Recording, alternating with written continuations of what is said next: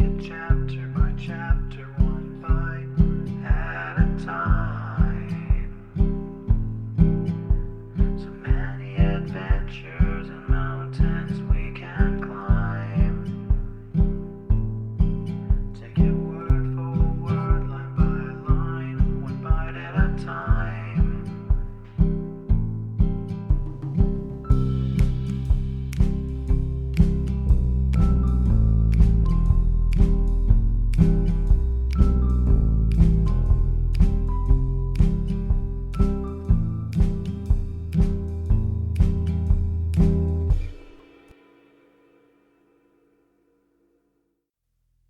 Welcome to Bite at a Time Books, where we read you your favorite classics one bite at a time. My name is Bree Carlile, and I love to read and wanted to share my passion with listeners like you. If you enjoy our show, be sure to follow us so you get all the new episodes. If you want to see exclusive behind the scenes of our show, follow us on YouTube. We would also love for you to drop us a rating on your favorite podcast platform and share our show with your friends. You can catch us on all the social medias at Bite at a Time Books. Today we'll be continuing Anne of Avonlea by Lucy Maud Montgomery. 5. A Full-Fledged Schoolma'am. When Anne reached the school that morning, for the first time in her life she had traversed the birch path deaf and blind to its beauties. All was quiet and still. The preceding teacher had trained the children to be in their places at her arrival, and when Anne entered the schoolroom, she was confronted by prim rows of shining morning faces and bright, inquisitive eyes. She hung up her hat and faced her pupils, hoping that she did not look as frightened and foolish as she felt, and that they would not perceive how she was trembling. She had sat up until nearly 12 the preceding night composing a speech she meant to make to her pupils upon opening the school. She had revised and improved it painstakingly, and then she had learned it off by heart. It was a very good speech, and had some very fine ideas in it, especially about mutual help and earnest striving after knowledge. The only trouble was that she could not now remember a word of it. After what seemed to her a year, about 10 seconds in reality, she said faintly, "Take your testaments, please," and sank breathlessly into her chair under cover of the rustle and clatter of desk lids that followed.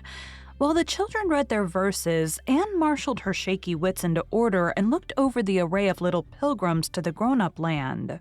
Most of them were, of course, quite well known to her. Her own classmates had passed out in the preceding year, but the rest had all gone to school with her, excepting the primer class and 10 newcomers to Avonlea. Anne secretly felt more interest in these 10 than in those whose possibilities were already fairly well mapped out to her. To be sure, they might be just as commonplace as the rest, but on the other hand, there might be a genius among them. It was a thrilling idea. Sitting by himself at a corner desk was Anthony Pye.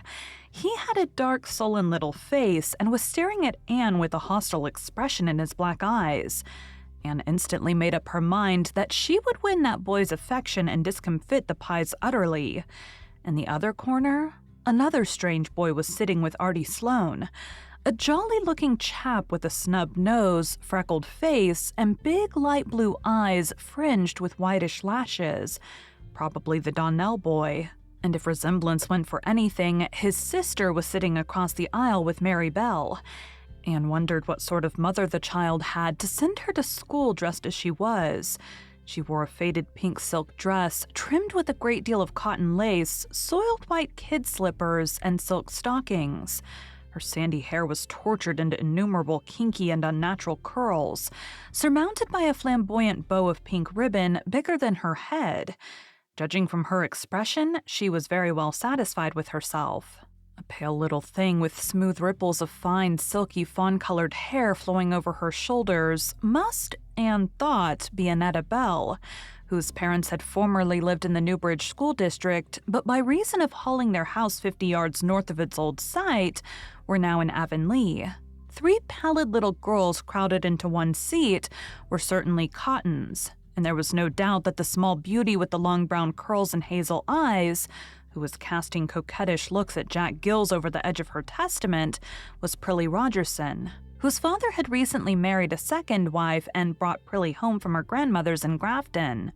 A tall, awkward girl in a back seat who seemed to have too many feet and hands and could not place at all, but later on discovered that her name was Barbara Shaw and that she had come to live with an Avonlea aunt.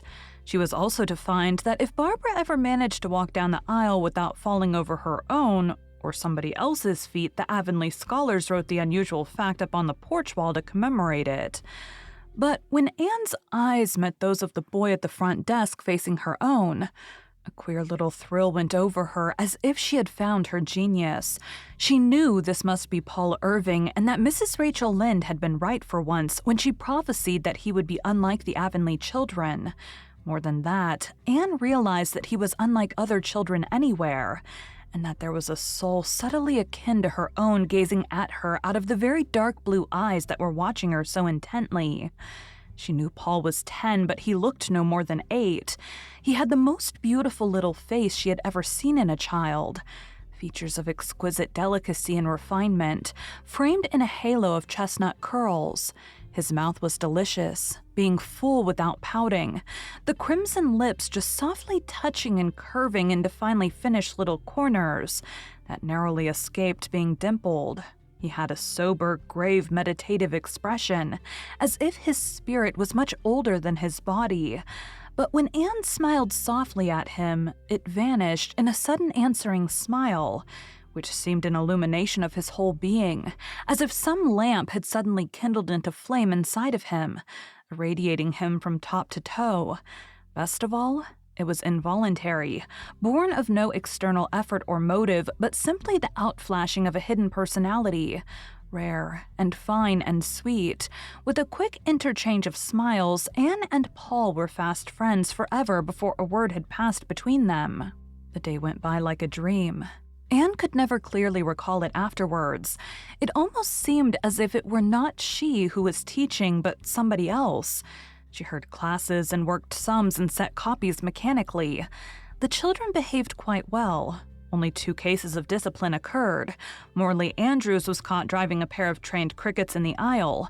Anne stood Morley on the platform for an hour, and, which Morley felt much more keenly, confiscated his crickets.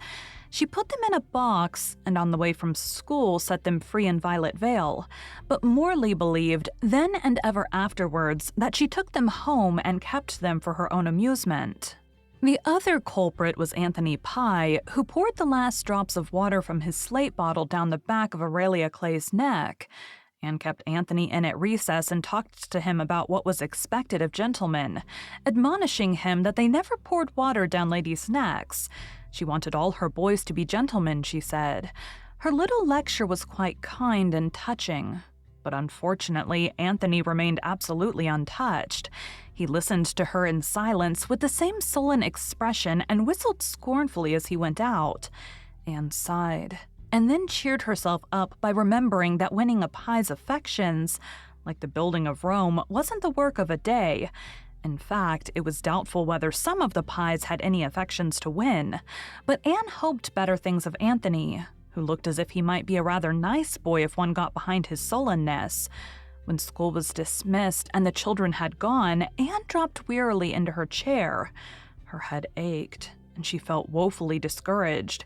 There was no real reason for discouragement, since nothing very dreadful had occurred, but Anne was very tired and inclined to believe that she would never learn to like teaching. And how terrible it would be to be doing something you didn't like every day for, well, say 40 years. Anne was of 2 minds whether to have her cry out then and there or wait till she was safely in her own white room at home. Before she could decide, there was a click of heels and a silken swish on the porch floor, and Anne found herself confronted by a lady whose appearance made her recall a recent criticism of Mr. Harrison's on an overdressed female he had seen in Charlottetown store. She looked like a head-on collision between a fashion plate and a nightmare. The newcomer was gorgeously arrayed in a pale blue summer silk, puffed, frilled, and shirred wherever puff, frill, or shirring could possibly be placed.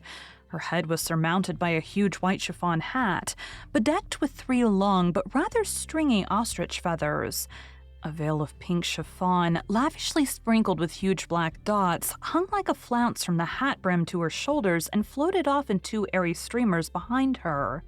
She wore all the jewelry that could be crowded on one small woman, and a very strong odor of perfume attended her. "I am Mrs. Donnell, Mrs. H.B. Donnell," announced this vision, "and I have come in to see you about something Clarice Almira told me when she came home to dinner today. It annoyed me excessively." "I'm sorry," faltered Anne, vainly trying to recollect any incident of the morning connected with the Donnell children. "Clarice Almira told me that you pronounced our name Donnell.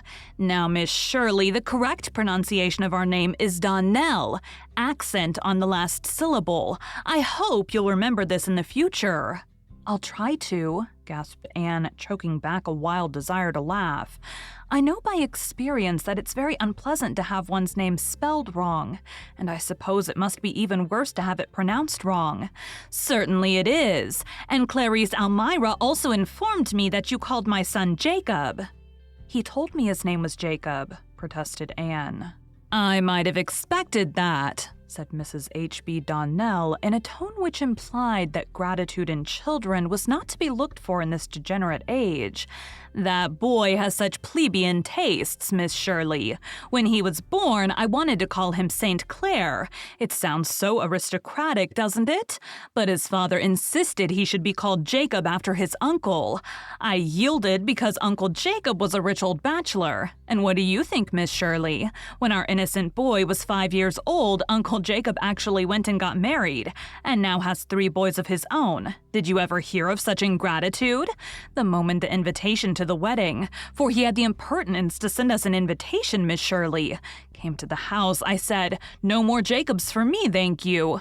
From that day I called my son St. Clair, and St. Clair I am determined he shall be called. His father obstinately continues to call him Jacob, and the boy himself has a perfectly unaccountable preference for the vulgar name. But St. Clair he is, and St. Clair he shall remain.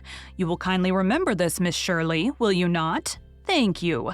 I told Clarice Almira that I was sure it was only a misunderstanding and that a word would set it right. Donnell, accent on the last syllable, and St. Clair, on no account Jacob. You'll remember? Thank you." When Mrs. H.B. Donnell had skimmed away, Anne locked the school door and went home. At the foot of the hill, she found Paul Irving by the birch path. He held out to her a cluster of the dainty little white orchids which Avonlea children called rice lilies. "Please, teacher, I found these in Mr. Wright's field," he said shyly, "and I came back to give them to you because I thought you were the kind of lady that would like them, and because—" he lifted his big, beautiful eyes, "I like you, teacher." "You darling," said Anne, taking the fragrant spikes. As if Paul's words had been a spell of magic, discouragement and weariness passed from her spirit, and hope upwelled in her heart like a dancing fountain. She went through the birch path light-footedly, attended by the sweetness of her orchids as by a benediction. "Well, how did you get along?" Marilla wanted to know. "Ask me that a month later and I may be able to tell you. I can't now. I don't know myself. I'm too near it. My thoughts feel as if they had been all stirred up until they were thick and muddy. The only thing I feel really sure of having accomplished today is that I taught Cliffy Wright that A is A. He never knew it before. Isn't it something to have started a soul along a path that may end in Shakespeare and Paradise Lost?" Mrs. Lynde came up later on with more encouragement. That good lady had waylaid the school children at her gate and demanded of them how they liked their new teacher. "And every one of them said they liked you splendid, Anne, except Anthony Pye. I must admit he didn't. He said you weren't any good, just like all girl teachers. There's the pie leaven for you, but never mind." "I'm not going to mind," said Anne quietly. "And I'm going to make Anthony Pye like me yet. Patience and kindness will surely win him." "Well, you never can tell about a pie," said Mrs. Rachel cautiously. "They go by contraries like dreams, often as not. As for that Donnell woman, she'll get no Donnelling from me, I can assure you. The name is Donnell and always has been. The woman is crazy, that's what. She has a pug dog she calls Queenie, and it has its meals at the table along with the family, eating off a china plate. I'd be afraid of a judgment if I was her. Thomas says Donnell himself is a sensible, hardworking man, but he hadn't much gumption when he picked out a wife, that's what. Thank you for joining Bite at a Time Books today, while we read a bite of one of your favorite classics. If you enjoy our show, be sure to follow us so you get all the new episodes. If you want to see exclusive behind the scenes of our show, follow us on YouTube. We would also love for you to drop us a rating on your favorite podcast platform and share our show with your friends. You can catch us on all the social medias at Bite at a Time Books. Again, my name is Bree Carlile, and I hope you come back tomorrow for the next bite of Anne of Avonlea.